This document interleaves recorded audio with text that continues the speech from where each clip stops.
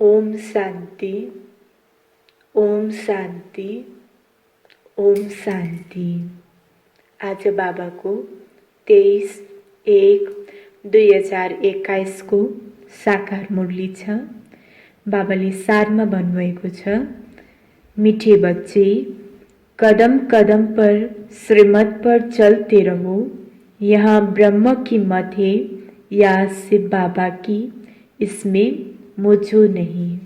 बाबाले दिएको श्रीमतमा हामी कदम कदम सहजै तरिकाले चल्छौँ भने हामीलाई सहजै बाबाको मद्दत प्राप्त हुन्छ।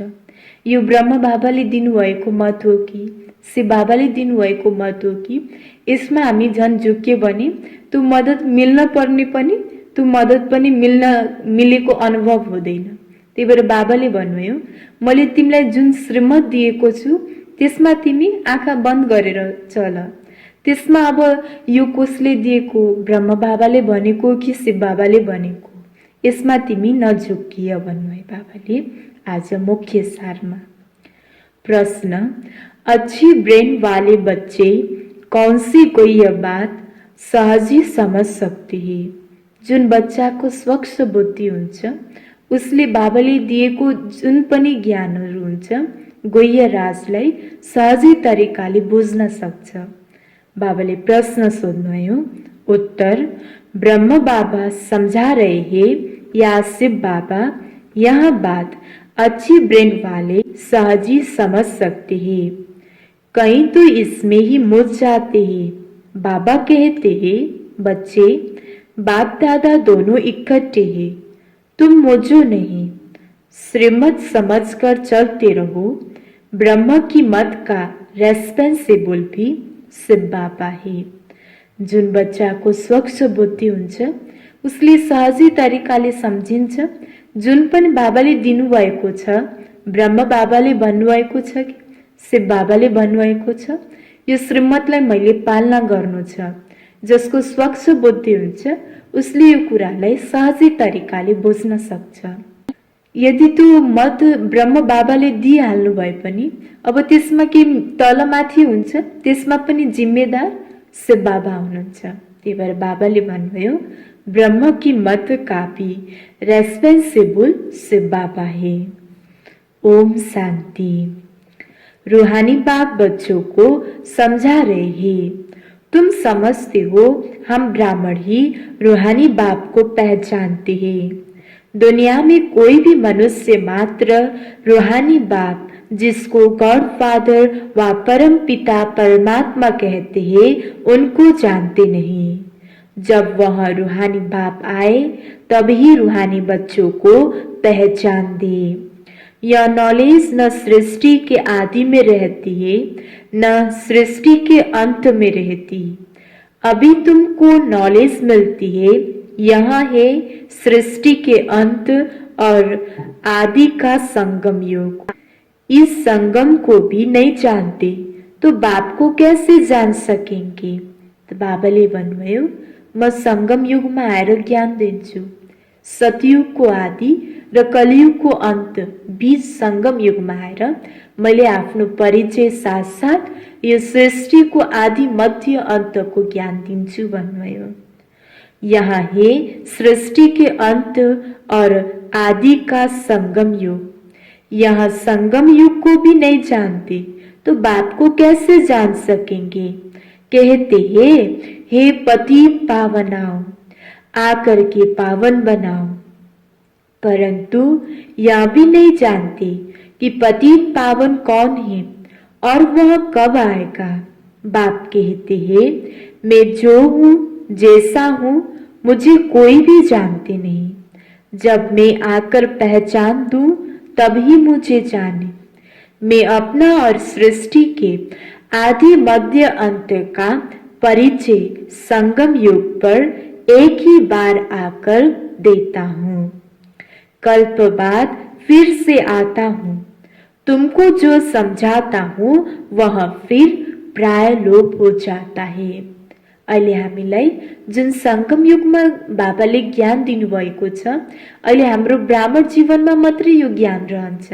फेरि भविष्यमा हामी देवी देवता बनेपछि यो ज्ञान प्राय लोप भइहाल्छ। बाबाले भन्नुभयो, तुमको जो समझाता हूँ वह फिर प्राय लोप हो जाता है। सतयुग से लेकर कलयुग अंत तक कोई भी मनुष्य मात्र मुझ परम पिता परमात्मा को नहीं जानते, न ब्रह्म विष्णु शंकर को जानते। मुझे मनुष्य ही पुकारते हैं, ब्रह्म विष्णु शंकर थोड़े पुकारते हैं। मनुष्य दुखी होते हैं तब पुकारते हैं। सतयुग त्रेतामा हामीलाई जुन सुख शान्ति आनन्द प्राप्तिको अनुभव थियो, सबै कुराले हामी सम्पन्न थियौँ, त्यतिखेर हामीलाई परमात्मालाई पुकार्नको जरुरतै भएन। जब यही सुख शान्ति 7वटा गुणहरू हामीमा कमी महसुस भयो, त्यसपछि हामीले परमात्मालाई दुःखको समयमा पुकार्न थाल्यौँ। बाबाले भन्नुभयो, मनुष्य दुखी होते हैं तब पुकारते हैं, सूक्ष्म वतन की तो बात ही नहीं। रूहानी बाप आकर अपने रूहानी बच्चे को अर्थात रूहों को बैठ समझाते हैं। अच्छा, रूहानी बाप का नाम क्या है? बाबा जिसको कहा जाता है जरूर कुछ नाम होना चाहिए। बरोबर नाम एक ही गाते हैं, शिव। यह नामी ग्रामी है, परंतु मनुष्य ने अनेक नाम रख दिए हैं शिव बाबा को। अब निराकार परम पिता परमात्मालाई अब शिव पनि, बबुलनाथ, अब कति धेरै नामहरू राखिएको छ। बाबाको कर्तव्य अनुसार नाम राखिएको छ। तो बाबाले भन्नुभयो, तो बरोबर नाम एक ही गाते हैं शिव। यह नामी ग्रामी है, परंतु मनुष्य ने अनेक नाम रखे हैं। भक्ति मार्ग में अपनी ही बुद्धि से यह लिंग रूप बना दिया है। नाम फिर भी शिव है। बाप कहते हैं, मैं एक ही बार आता हूँ, आकर मुक्ति जीवन मुक्ति का वर्षा देता हूँ। मनुष्य भर नाम लेते हैं मुक्ति धाम, निर्माण धाम, परंतु जानते कुछ भी नहीं। न बाप को जानते हैं, न देवताओं को जानते हैं, ये किसी को भी पता नहीं है। बाप भारत में आकर कैसे राजधानी स्थापना करते हैं, शास्त्र में भी ऐसी बातें हैं नहीं। परमपिता परमात्मा कैसे आकर आदि सनातन देवी देवता धर्म की स्थापना करते हैं। ऐसे नहीं सतयुग में देवताओं को ज्ञान था जो गुम हो गया। नहीं, अगर देवताओं में भी यह ज्ञान होता तो चलता आता। इस्लामी बौद्धि जो भी है उन्हों का ज्ञान चलता आता है। सब जानते हैं यह ज्ञान प्रायलोप हो जाता है।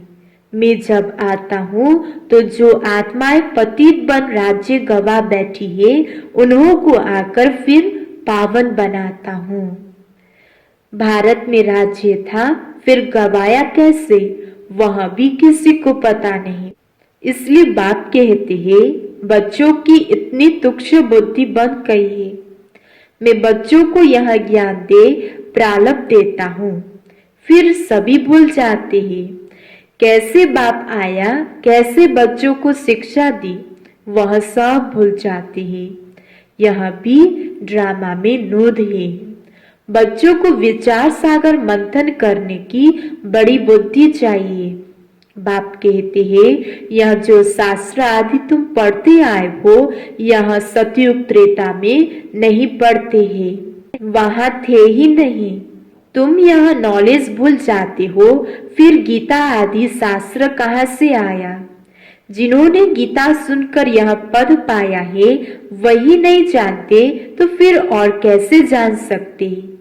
देवताएं भी जान नहीं सकते, हम मनुष्य से देवता कैसे बने? वह पुरुषार्थ का पाठ ही बंद हो जाता है। तुम्हारी प्रारब्ध शुरू हो गई। हम मनुष्य से देवता कैसे बने? वह पुरुषार्थ का पाठ बंद हो जाता है। तुम्हारी प्रारब्ध शुरू हो गई, वह यह नॉलेज हो कैसे सकती है? बाप समझाते हैं, यह नॉलेज तुमको फिर से मिल रही है। कल्प पहले मिसल तुमको राजयोग सिखाकर प्रारब्ध दी जाती है, फिर वहां तो दुर्गति होती नहीं। कहाँ? सतयुग में, जो ज्ञान की बात भी नहीं उठा सकते। ज्ञान है ही सदगति पाने के लिए, वह देने वाला एक ही बाप है। सदगति और दुर्गति का अक्षर यहाँ से निकलता है। सदगति को भारतवासी ही पाते हैं, समझते हैं हेवनली गॉड फादर ने हेवन रचा था। कब रचा यह कुछ भी पता नहीं। शास्त्र में तो लाखों वर्ष लिख दिए। बाप कहते हैं, बच्चे तुमको फिर से नॉलेज देता हूँ। फिर यह नॉलेज खलास हो जाता है, भक्ति शुरू होती है। आधा कल्प है ज्ञान और आधा कल्प है भक्ति, यह भी कोई नहीं जानते। सतयुग की आयु लाखों वर्ष देती है। तुम मालूम कैसे पड़े? 5000 वर्ष की बात भूल गए ही तो लाखों वर्ष की बात कैसे जान सके? कुछ भी समझते नहीं। बाप कितना सहज समझाती है। कल्प की आयु 5000 वर्ष है। यहाँ ही युग ही 4 है, चारों का इक्वल टाइम है।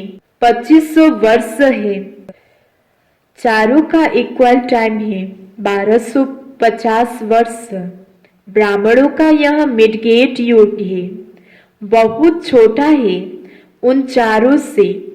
तो बाप भिन्न भिन्न रीति से नई नई पॉइंट सहज रीति बच्चों को समझाते रहते हैं। धारणा तुमको करनी है, मेहनत तुमको करनी है। क्रमानुसार जो समझाता आया हूँ वह पाठ चला आता है। जो बताने का था वही आज बता रहा हूँ। इमर्ज होता रहता है, तुम सुनते जाते हो। तुमको ये धारणा करना और कराना है। मुझे तो धारणा नहीं करनी है। किनभने बाबा ज्ञानको सागर हुनुहुन्छ। तो बाबाले भन्नुभयो, मुझे तो धारणा नहीं करना है, तुमको सुनाता हूँ, धारणा कराता हूँ। किनभने आत्मा पतित बनेको छ। यही आत्मालाई फेरि बाबाले सतो प्रदान पावन बनाउँदैनुहुन्छ। त बाबा त सदा पावन हुनुहुन्छ। त्यही भएर बाबाले भन्नुभयो, मलाई त यो ज्ञान धारणा गर्न पर्दैन, किनभने म खुदै ज्ञानको सागर छु, सदा पावन छु। हमारी आत्मा में पाठ है पतित को पावन बनाने का। जो कल्प पहले समझाया था वही निकलता रहता है। मैं पहले से ही जानता नहीं था कि मैं कैसे सुनाऊंगा। भल इनकी सोल विचार सागर मंथन करती हो, यह विचार सागर मंथन कर सुनाते हैं या सिर्फ बाबा सुनाते हैं, या बड़ी कोई यह बातें है। इसमें ब्रेन बड़ी अच्छी चाहिए।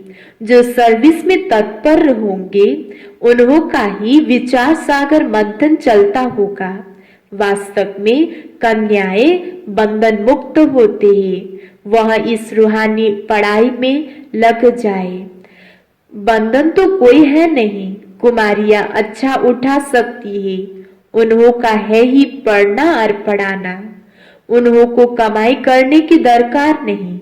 कुमारियां अगर अच्छी रीति से यह नॉलेज समझ जाए तो सबसे अच्छी है। सेंसिबल होगी तो बस इस रूहानी कमाई में लग जाएगी। कई तो शौक से लौकिक पढ़ाई पढ़ती रहती है। समझाया जाता है इनसे कोई फायदा नहीं। तुम तो यह रूहानी पढ़ाई पढ़कर सर्विस में लग जाओ। वह पढ़ाई तो कोई काम का नहीं है। पढ़कर चले जाते हैं गृहस्थ व्यवहार में, गृहस्थी माताएं बन जाती है। कन्याओं को तो इस नॉलेज में लग जाने चाहिए। कदम कदम श्रीमत पर चल धारणा में लग जाना चाहिए। मम्मा शुरू में आई और फिर इस पढ़ाई में लग गई। कितनी कुमारियां हो, इतनी कुमारियां तो गुम हो गई। कुमारियों को तो अच्छा चांस है। श्रीमत पर चले तो बहुत फर्स्ट क्लास हो जाए। यह श्रीमत है व ब्रह्म की मत है, इसमें ही मुझ पड़ते हैं।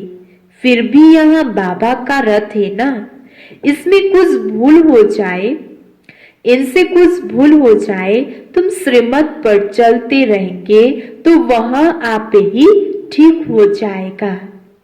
बाबाले भन्नुभयो। त्यो बाबाले जुन मत दिनुभएको छ, ब्रह्म बाबालाई निमित्त बनाउनु भएको छ र निमित्त आत्मा अरू पनि बनाइराख्नु भएको छ र यहाँ निमित्त आत्माले हामीलाई जुन पनि मत दिनुभएको छ त्यो मतमा हामी आफ्नो मनमत नमिसाइकन खुरु भनेको मान्छौँ भने त्यो श्रीमत बाबाले दिनुभएको श्रीमत, मेरो लागि दिनुभएको श्रीमत भनेर त्यो श्रीमतमा चल्छौँ भने यसमा हाम्रो नै कल्याण समाएको छ। बाबाले भन्नुभयो जुन श्रीमतले गर्दा हल्का पनि तल माथि भएको छ भने हामी हल्का पनि तल मनमत नमिक्स गरेको कारणले त्यो श्रीमत पनि के भइहाल्छ त, श्रीमतमा चलेको कारण त्यो आफै ठीक भइहाल्छ। श्रीमत मिलेगी भी इन द्वारा, सदैव समझना चाहिए श्रीमत मिलती है फिर कुछ भी हो रेस्पॉन्सिबल, कुछ भी हो फिर कुछ भी हो रेस्पॉन्सिबल खुद है, इसमें कुछ भी हो जाता है। बाबा कहते हैं मैं रेस्पॉन्सिबल हूँ। ड्रामा में यहाँ राज नोदा हुआ है, इनको भी सुधार सकता हूँ, फिर भी बाप है ना, बाप दादा दोनों इकट्ठे हैं तो मुझ पढ़ते हैं पता नहीं से बाबा कहते हैं व ब्रह्म कहते हैं। अगर समझे सिर्फ बाबा ही मत देते हैं तो कभी भी हिले नहीं। सिर्फ बाबा जो समझाते हैं सो राइट ही है।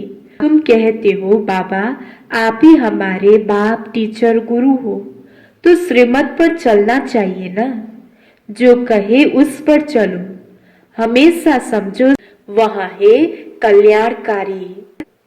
इनकी रेस्पॉन्सिबिलिटी भी उन पर है, उनका रथ है ना। मुझसे क्यों हो पता नहीं, यहाँ ब्रह्म की राय है या शिव की, तुम क्यों नहीं समझते, सिर्फ बाबा ही समझाते हैं। श्रीमत जो कहे सो करते रहो, दूसरों की मत पर तुम आते ही क्यों हो। श्रीमत पर चलने से कभी झुटका नहीं आएगा, परंतु चल नहीं सकते। मुझ पढ़ते हैं बाबा कहते हैं तुम श्रीमत पर निश्चय रखो तो मैं रेस्पॉन्सिबल हूँ। तुम निश्चय ही नहीं रखते तो फिर मैं भी कैसे रेस्पॉन्सिबल होऊंगा। तो बाबाले भन्नुभयो तिमीले मैले दिएको श्रीमतमा तिमी एकदम निश्चयको साथ बाबाले दिनुभएको हो। यति ढुक्कसँग बाबाले दिएको श्रीमतमा कुनै पनि आत्माले दिएको, निमित्त आत्माले दिनुभएको श्रीमतमा हामी एकदम ढुक्क साथ चल्छौँ। यो मेरो लागि हो, बाबाले मेरो लागि भन्नुभएको छ। यसलाई हामी एकदम निश्चिन्त भएर कुनै पनि संशय नउठाएर हामी खुरुखुरु श्रीमतमा चल्छौँ भने यसमा हाम्रो नै कल्याण समाएको छ। आज बाबाले बार बार यही कुरा दोहोऱ्याइराख्नु भएको छ। यसमा नझोकिए कि यो ब्रह्म बाबाले दिनुभएको हो कि से बाबाले दिनुभएको मत हो, यसमा नझोकिए। बाबाले भन्नुभयो हमेशा समझो श्रीमत पर चलना ही है, वह जो कहे चाहे प्यार करो चाहे मारो, यह उनके लिए कायन है। इसमें लात आदि मारने की बात नहीं, परंतु किसी को निश्चय बैठाना ही बड़ा मुश्किल है। निश्चय पूरा बैठ जाए तो कर्मातीत अवस्था हो जाए, लेकिन वह अवस्था आने में भी टाइम चाहिए। वह होगी अंत में, इसमें निश्चय बड़ा अडोल चाहिए। शिव बाबा से तो कभी कोई भी भूल हो न सके, इसमें इनसे हो सकती है, यह दोनों ही इकट्ठे हैं, परंतु तुमको निश्चय भी रखना है। शिव बाबा समझाते हैं उन पर हमको चलना पड़े, तो बाबा की श्रीमत समझकर चलते रहो तो उल्टा भी सुलटा हो जाए, कहा मिसअंडरस्टैंडिंग भी हो जाती है। शिव बाबा और ब्रह्म बाबा की मुरली को भी बड़ा अच्छी रीति समझना है। बाबा ने कहा व इनने कहा, इसने कहा, ऐसे नहीं, ब्रह्म बोलते ही नहीं है, परंतु बाबा ने समझाया है। अच्छा समझो, या ब्रह्म कुछ भी नहीं जानते, शिव बाबा ही सब कुछ सुनाते हैं। शिव बाबा के रथ को स्नान कराता हूँ, शिव बाबा के भंडारे की सर्विस करता हूँ। यह याद रहे तो भी बहुत अच्छा है। शिव बाबा की याद में रहे परंतु कुछ करे, बहुत से तीखा जा सकती है। मुख्य बात है ही शिव बाबा के याद की, अल्फ और बे, बाकी है डिटेल। बाप जो समझाते हैं उस पर अटेंशन देना है।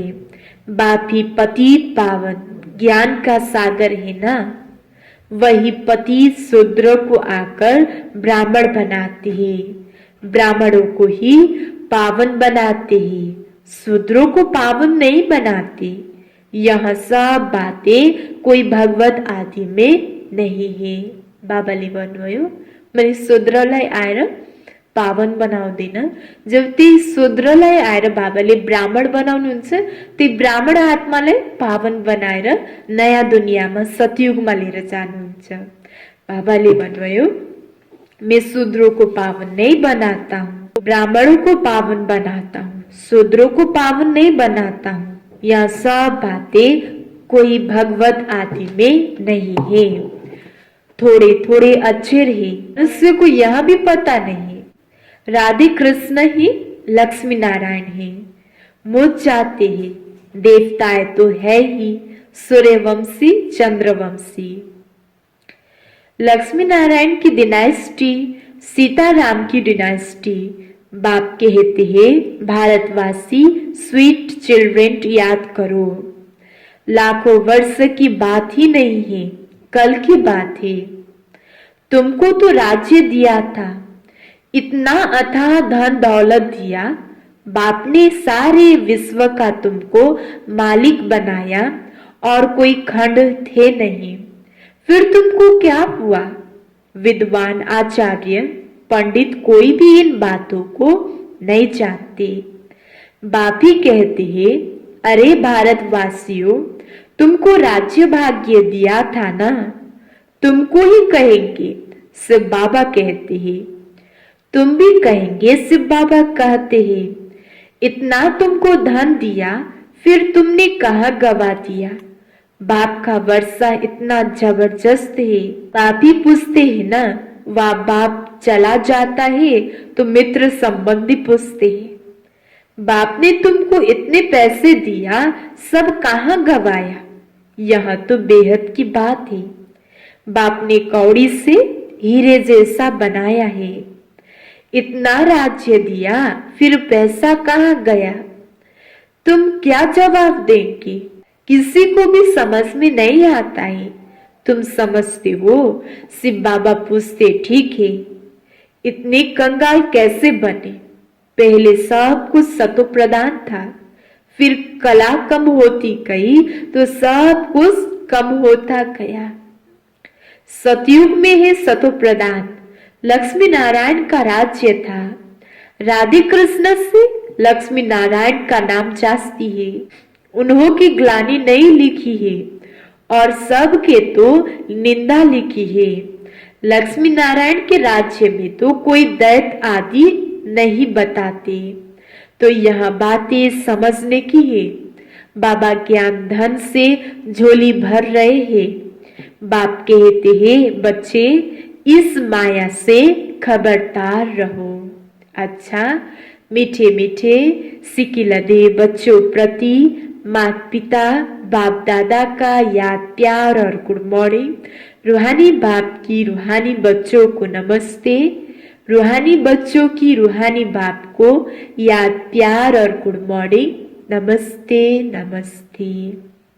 धारणा को लागि मुख्य सार, सेंसिबल बन, सच्ची सेवा में लग जाना है।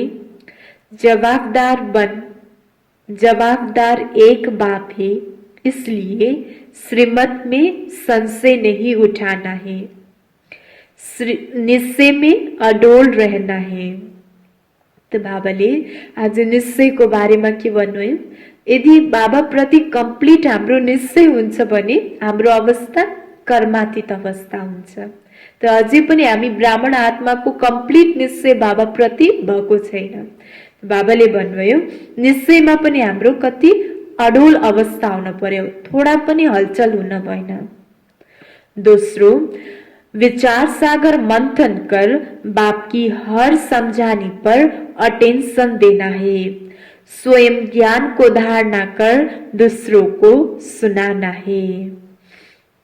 वरदान, अपने प्रत्यक्ष प्रमाण द्वारा बाप को प्रत्यक्ष करने वाले श्रेष्ठ तकदीरवान भव। अपने प्रत्यक्ष प्रमाण द्वारा बाप को प्रत्यक्ष करने वाले श्रेष्ठ तकदीरवान भव।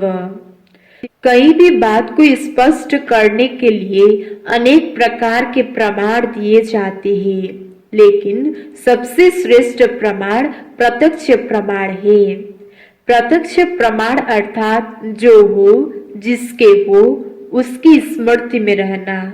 जो बच्चे अपने यथार्थ व अनादि स्वरूप में स्थित रहते हैं, वही बाप को प्रत्यक्ष करने के निमित्त है। उनके भाग्य को देखकर भाग्य बनाने वालों की याद स्वतः आती है। बाबाले भन्नुभयो, स्लोगन, अपने रहम की दृष्टि से हर आत्मा को परिवर्तन करने वाले ही पुण्य आत्मा है। आज बाबाले मुख्य सारमा भन्नुभएको थियो, मीठे बच्चे, कदम कदम पर श्रीमत पर चलते रहो। या ब्रह्म की मत है या शिव बाबा की, इसमें मुझो नहीं। प्रश्न, अच्छे ब्रेन वाले बच्चे कौन सी को यह बात सहज ही समझ सकते हैं? उत्तर, ब्रह्म बाबा समझा रहे हैं या शिव बाबा? यह बात अच्छी ब्रेन वाले सहज ही समझ लेंगे।